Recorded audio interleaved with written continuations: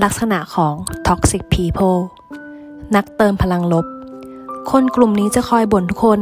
และบ่นทุกสิ่งบนโลกไม่มีอะไรดีในสายตาเขาเลยเราจะได้รับความคิดและพลังลบๆจากคนประเภทนี้เสมอนักตำหนิทีมชาติคนที่ไม่เคยสนับสนุนการตัดสินใจอะไรเราสักอย่างคอยตำหนิทุกๆอย่างที่เราทำและไม่ใช่การตำหนิเพื่อให้เราดีขึ้นแต่มันคือว่าเพื่อการบั่นทอนคนประเภทนี้มีแค่การว่าคนอื่นเพราะเป็นสิ่งเดียวที่เขาทำมาตลอดชีวิตคนขี้อิจฉา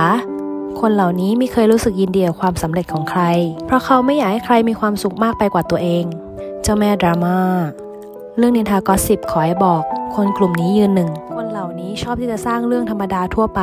ให้กลายเป็นประเด็นเขาสามารถผูกเรื่องให้เป็นเรื่องใหญ่โตได้ผู้คาดเดาไม่ได้คนที่เมื่อวานยังคุยกันอยู่ดีๆแต่วันนี้มาฟาดงากับเราแล้วก็จะกลับมาดีกับเรางงๆอีกวันสิ่งนี้มันใช่หรือเปล่า